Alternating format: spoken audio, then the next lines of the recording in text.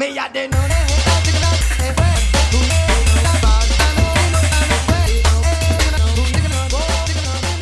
it's Kutski. I recently did a video showing a remix live of Original Nuttah, a track by Shy FX, and I had quite a lot of interest with it, people asking how certain settings were done on it, so I thought I'd just give a quick rundown of the project. It's a fairly simple concept actually. On this first column I've just got full breaks inserted in there, so as you can see they're just out of a drum and bass sample pack. I think it was a Ray Keith one. So I've got, like, these are me light breaks to start with, and these are more heavier breaks, so I've coloured them different, so if you just want to have a listen through you'll see.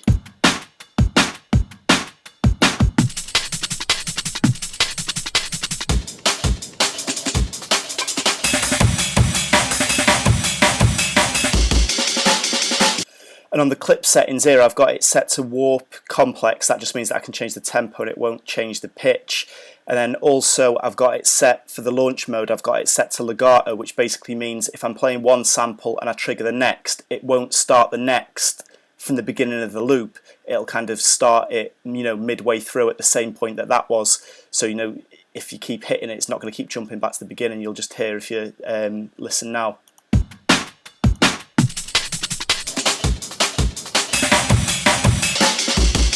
You can sort of hear one loop overtakes the next, which is really cool, because then you can just hit the button randomly and it'll jump back in and everything's going to stay in time nicely.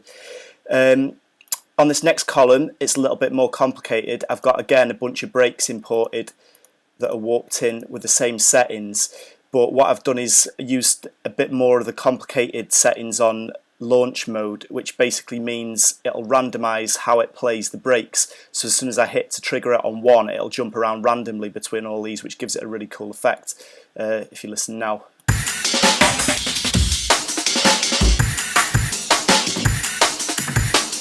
Just nice for adding kind of dynamics to the break without having to literally be hammering the buttons left, right and centre. You know, your hands are free to do other stuff. So I'll just go through and change all the settings for these back to how it would be as standard.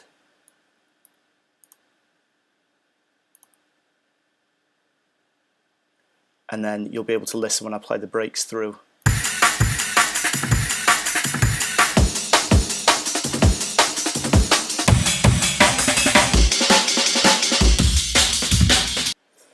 So then, as before, I've got it set to legato, so as it jumps around it's not going to keep re-triggering. It'll just literally play, you know, a bar break or whatever the loop's set, but it'll be just jumping around between different loops. So if I select all the breaks, so the settings that I do are going to apply to all of them. And then the follow action is when it's going to change to the next hit.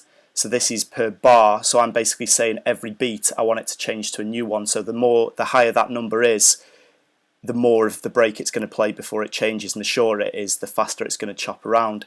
So here you can choose, I use either any or other. If you go to any, it can choose to randomly play itself twice in a row. If you go to other, it'll play any other random one other than its own, but I think any's cool for this. And then here is, I think, is to do with the ratio of whether it'll decide to randomly play another one or not. So as long as you just pump this number up to something, because that's greater than that, it will always trigger it. So now that's done, you should hear now when you hit any of them to play.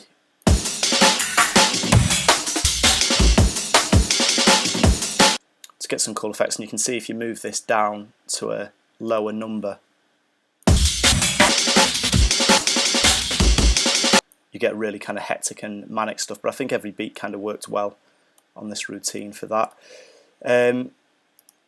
Again, these are just the different sections of the vocal from the original Nuttah track. So you can see here there's the first part, the second part, the third part, and the last little part before it drops. So again, I've not got legato on this because I don't want it to change midway through the phrase. When I hit the button, I want it to start the next phrase. So that's just set to normal trigger mode. So if we play them through.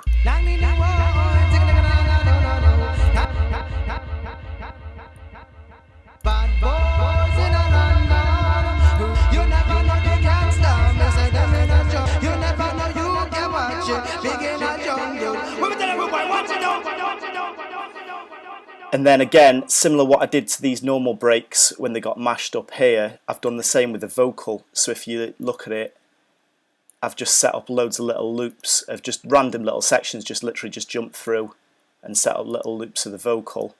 and then set it to randomise, but at a faster pace, so it's doing it twice as fast as the breaks are. So you'll hear now when this one's played.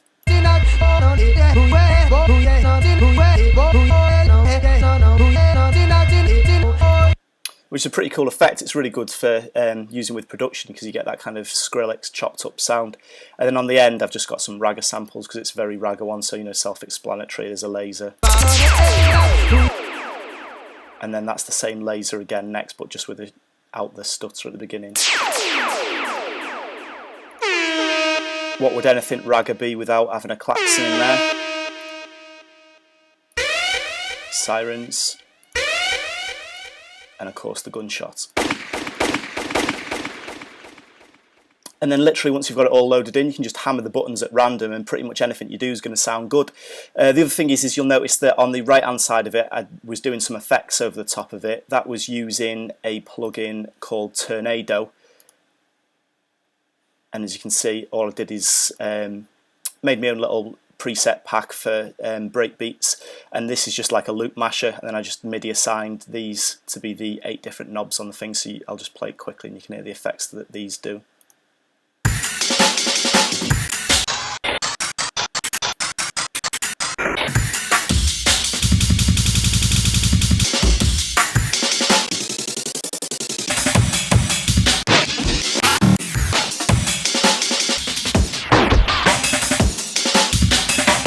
So again, you know, once you've got everything pre-programmed in there, you can pretty much twist the knobs at random and you're going to get some kind of cool, nice effects. So like I said, you know, it's all in the preparation really. The performance of it, you know, it's quite easy to do, but I think that's the brilliant thing about Ableton Live is, you know, you put your preparation in, you get it set up, and then you can actually have a real live experience as opposed to, you know, a lot of live acts, it's just pre-programmed stuff that's just playing automated in the background. You are actually doing it all on the fly, but you've got the kind of the safety net of knowing that you don't hit a button and something's going to come in out of time. So I hope that explains it a little bit. Have fun playing around and yeah, add a video response to it if you get any cool effects and videos, and maybe you can teach me something.